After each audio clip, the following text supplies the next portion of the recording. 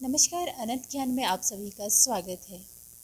बचपन में बहुत सी किताबें हमने पढ़ी थी, बहुत सी कहानियाँ उसमें हैं, बहुत सी कविताएं उसमें हैं, लेकिन कहीं ना कहीं शायद कुछ कविता ऐसी है जो हमें होता है कि हमें उस इंसान से मिलना है, उसे देखना है जिसने ये कविता लिखी, क्योंकि वो कविता मन को भा जाती है।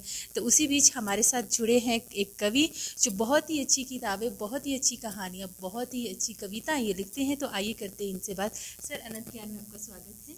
मैं अनंत ज्ञान की ओर से आपसे जानना चाहेंगे किस उम्र में आपने जो है कविताएं लिखनी शुरू की?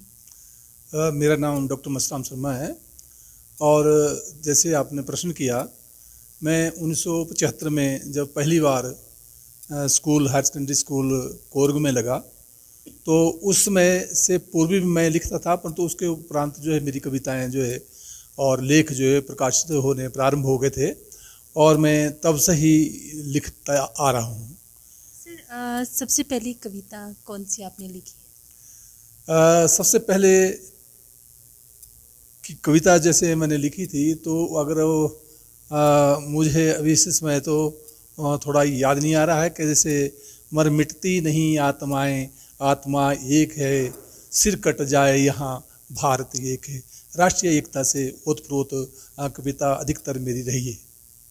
सर, जब आपने फर्स्ट टाइम कविता लिखी तो आपका शौक फिर किताबों में लिखने को हुआ, तो क्या आपने कविता के अलावा और कौन कौन सी लिखी?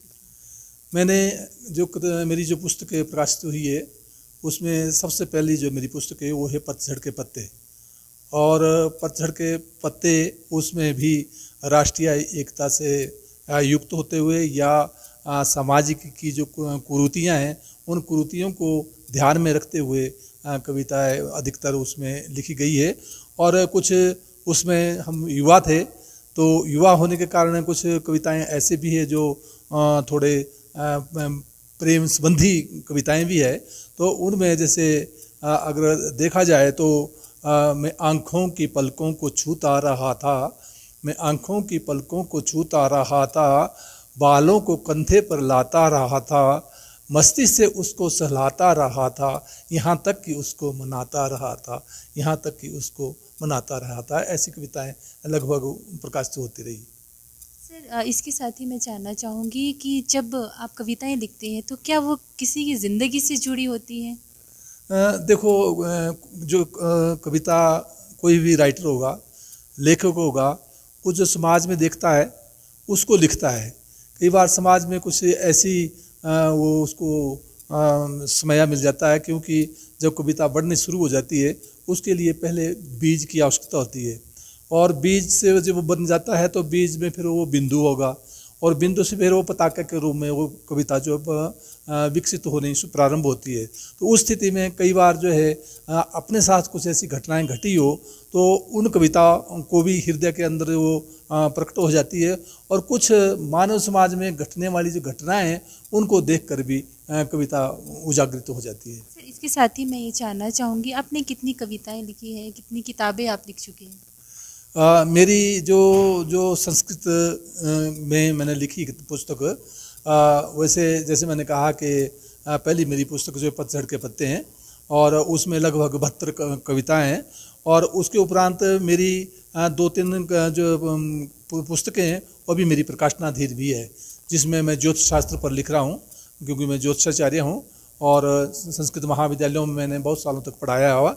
और उसके उपरांत मैं यहाँ शिमला में ही राजकीय संस्कृत महाविद्यालय में जो है प्रिंसिपल के पद पर रहा, और उसके बाद मेरी प्रोन्नति होने के उपरांत मैं joint director higher education Shimla में रहा। और उसके उपरांत जब मैं सेवानिवृत्त हो गया तो मैंने अर्की से जो है चुनाव लड़ना चाहा था, परंतु मुझे टिकट नहीं दिया गया। परंतु माननीय राजा वीरभद्र सिंह जी उन दिनों मुख्यमंत्री थे, और उन्होंने चाहा कि आप एक योग्य पात्र व्यक्ति है, तो उन्होंने लगभग मुझे 3 जगह नियुक्ति की थी, परंतु मैंने कहा कि मुझे संस्कृत अकादमी में मुझे किया जाए तो ज़्यादा अच्छा है। तो मैंने 5 सालों तक जो है संस्कृत अकादमी में सचिव के पद पर जो कार्य किया। तो इस प्रकार से मेरी उस समय मैंने एक बार में, जैसे आज का नवरात्र है, या देवी सर्वभूतेषु मातृरूपेण संस्था नमस्तस्यै नमस्तस्यै नमस्तस्यै नमो नमः, मैं अपना पाठ कर रहा था दुर्गा माता का। तो मुझे एकदम से कुछ आभास हुआ कि जो दुर्गा सप्तशती है इसमें लगभग 700 श्लोक है। उन 700 श्लोकों को कई लोग मुझे दूरवाणी से फ़ोन करते थे कि भाई इन 700 श्लोकों को हम कैसे पढ़ें, बड़े कठिन है, सारी पुस्तक पढ़ी नहीं जा रही है, हमें जिसमें सद्या फल की प्राप्ति हो जाए तो वैसे कोई शॉर्ट तरीका बताया जाए। तो मुझे माँ ने कुछ ऐसा कहा कि भाई आपको जो है दुर्गा सप्तशती पर काम करना चाहिए। मैंने फिर जो माँ के जो सद्या फल को देने वाले जो श्लोक थे, लगभग 127 श्लोकों को मैंने चुना, उनकी व्याख्या और उनका अन्वय और किस किस मंत्र के द्वारा किस किस फल की प्राप्ति होती है, उसके लिए कौन सी समधा का प्रयोग किया जाना चाहिए और उसका वैदिक मंत्र कौन सा है, इस प्रकार से मैंने वो पुस्तक लिखी जिसका जो दुर्गा सप्तशती प्रशिष्ट मंत्र आदर्श के आधार पर मतलब उसका नाम रखा गया है। और इसी समय मैंने अपना जो ये आपका अथर्ववेद प्राशाख्या और अष्टाध्यायी का तुलनात्मक अध्ययन, वो मेरा जैसे आजकल यहाँ पर शिक्षा विभाग ने मेरी ये इसमें भाषा एवं संस्कृति विभाग ने मेरी ड्यूटी यहाँ संस्कृत पढ़ाने के लिए लगाई है। तो उसमें मैं विशेष करके स्वर विज्ञान के ऊपर, क्योंकि स्वराघात बलाघात इत्यादि चलता है, तो मैंने स्वरों के ऊपर यहाँ जैसे यहाँ कार्यशाला चली है 5:30 से 6:30 बजे तक रहेगी। तो उसमें मैंने जो है ये जो स्वरों के ऊपर जो मैंने काम किया है। सर, किस उम्र में आप कविताएं लिखना शुरू कर? मैंने जैसे पहले ही कहा कि कविताएं तो जब मैं छात्र जीवन में था तब से ही मैंने लिखना शुरू कर दिया था। उन दिनों को कोई पत्रिकाएं होती थी, उनमें प्रकाशित होती रहती थी।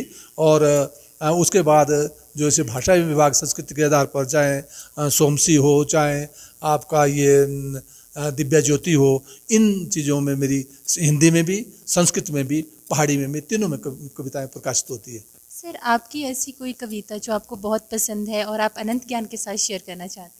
मेरी वैसी कविता अब मेरे पास वो सामग्री इस समय नहीं है, परंतु मैंने अभी जैसे ये आपका ये जिस दिन होली थी, होली के दिन मैंने एक कविता लिखी थी, उसको मैं आपके सामने साझा कर देता हूँ।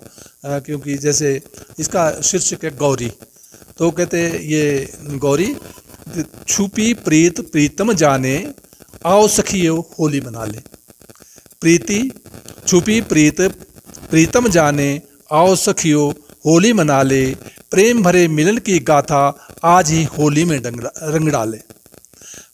प्रेम मादक पदार्थ नहीं, मिलाकर बहक जाएगा। प्रेम मादक पदार्थ नहीं, मिलाकर बहक जाएगा। रंग गुलाल की पिचकारी मन हर्षित करा जाएगा। प्रेम को दिल में बांधकर हमदर्दी से उसको दे रखा। प्रेम को दिल में बांधकर हमदर्दी से उसको रखा। फाल्गुनी पूर्णिमा को जो आया, रंग रंगीली वो होली लाया। रंग रंगीली वो होली लाया। द्वार खड़ी सजी होगी गौरी। द्वार खड़ी सजी होगी गौरी। उठी होगी उमंग प्यार की। भरी होगी पिचकारी रंगों की। भद्रा है नहीं उम्मीद आने की। भद्रा है नहीं उम्मीद आने की। और इसका अंतिम संज्ञा है, घर द्वार आंगन ढूंढती। घर द्वार आंगन ढूंढती, प्रिया सखी प्रीतम ना आए। राधा संग होली खेले कृष्ण। राधा संग होली खेले कृष्ण। अब सांझ पड़ी घर जाए। अब सांझ पड़ी घर जाए।